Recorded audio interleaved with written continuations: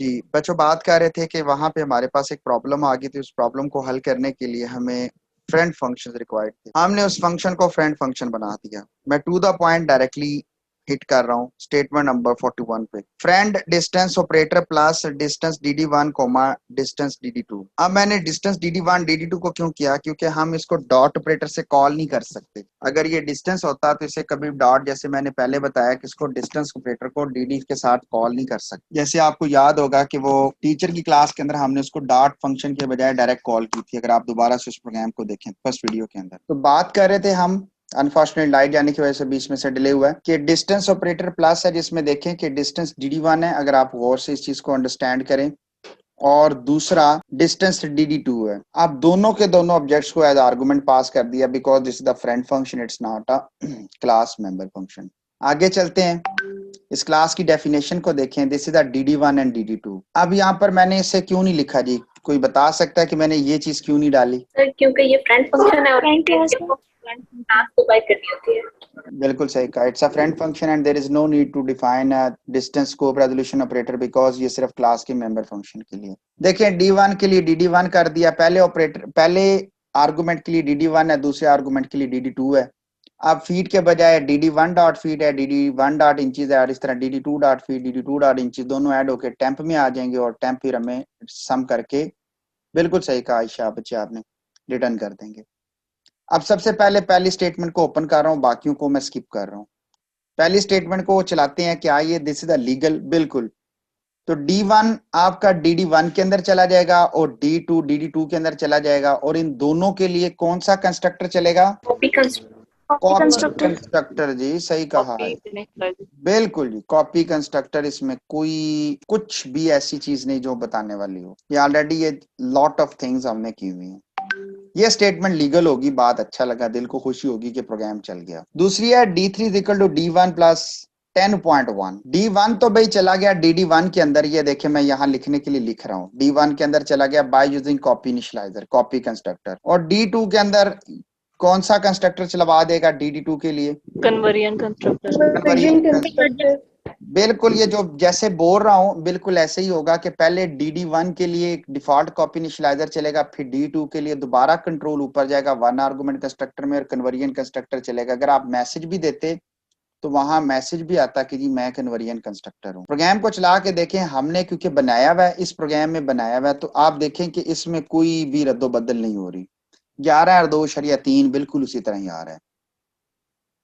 Statement को भी comment कर रहे हैं क्योंकि ये चल रही है। अब आते हैं इस पे। एग्जीक्यूटेबल इसलिए होगी कि अगर हम इसमें कन्वर्जन कंस्ट्रक्टर बना दें फॉर 10.1, वो 10.1 के लिए बनाया हुआ है, बिल्कुल ठीक चल रहा है।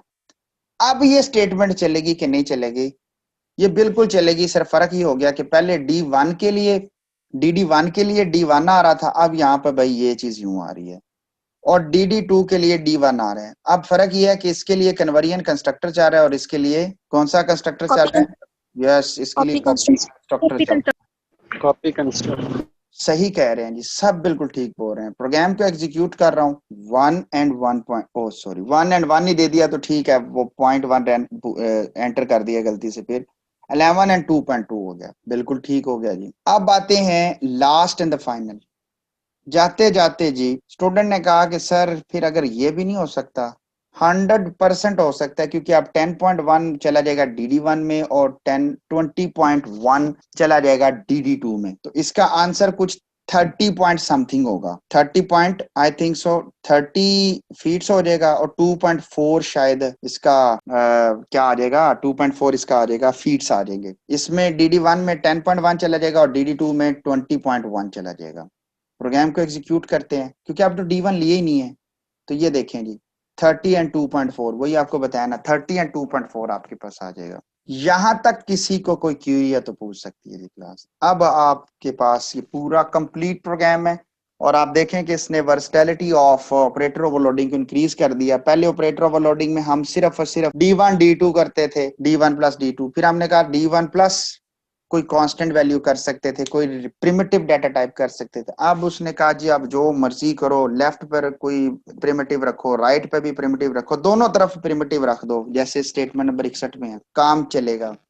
यहां तक कोई क्यूरी, कोई क्वेश्चन है तो पूछे, नहीं तो क्लास को वाइंड अप करते हैं जी। सर अगर हम 3 ऑब्जेक्ट्स को ऐड करें तो वो भी हो जाएंगे इसके थ्रू? जी आप 100% 3 क्या 4 क्या 5 क्या 6 क्या, अब आप ये देखें प्लस D1 कर लें तो पहले इन दोनों के लिए चलेगा, तो पहले मैं इन दोनों के लिए कन्वर्जन कंस्ट्रक्टर चलेगा, इनका जो रिजल्टेंट आएगा वो टेम्प होगा और टेम्प जो है वो फिर ऐड कर लेगा D1 के लिए, तो टेम्प के लिए टेम्प चला जाएगा DD1 में और इसके लिए चल जाएगा कॉपी कंस्ट्रक्टर, और D1 जो है वो DD2 में चला जाएगा और इसमें भी चला जाएगा कॉपी कंस्ट्रक्टर।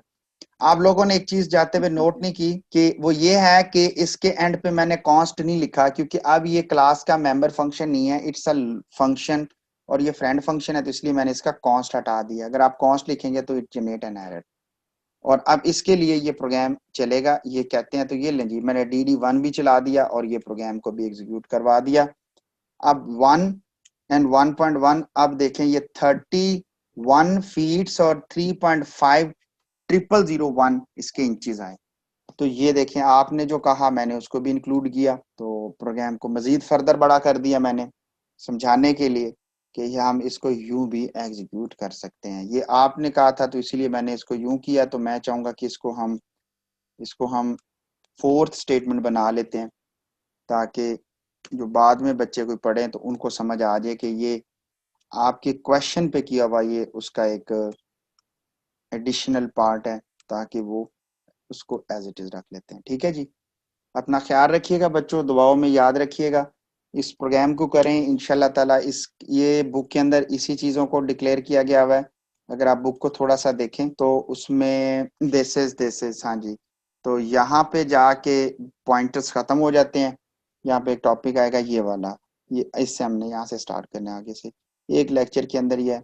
तो स्टैटिक फंक्शन हमने किया हुआ है, मैं स्टैटिक फंक्शन पे नहीं आऊंगा। फ्रेंड क्लासेस को खुद से देख लीजिएगा, फ्रेंड क्लास को खुद से देख लीजिएगा।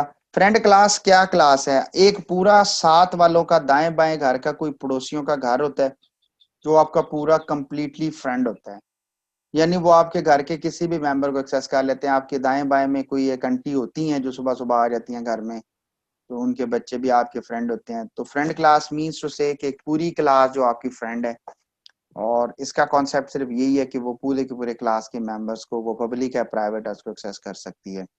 और अगर आप देखें तो अल्फा की क्लास के अंदर बीटा की क्लास एज अ फ्रेंड है, और आप देखें कि बीटा की क्लास के अंदर आप डाटा 1 को एक्सेस कर सकते हैं। तो ये देखें कि इसके फंक्शन के अंदर आप ए के साथ डाटा 1 को एक्सेस कर रहे हैं, तो आप उस फंक्शन के अंदर आप अल्फा भेजिए और वो पूरी क्लास के अंदर जहां मर्जी आप ऑब्जेक्ट आ जाए अल्फा का, वो उसके प्राइवेट मेंबर्स को इस पूरी क्लास में कहीं पे भी ऑब्जेक्ट के जरिए एक्सेस कर सकता है। तो यहाँ तक कोई क्यूरी हुई तो पूछ लीजिएगा, कोई क्यूरी है तो आप पूछ सकते हैं, नहीं तो क्लास को ऑफ करते हैं जी। No sir. अपना ख्याल रखिएगा जी, दुआओं में अल्लाह याद हाफ़िज़। रखिएगा जी। अल्लाह हाफिज़।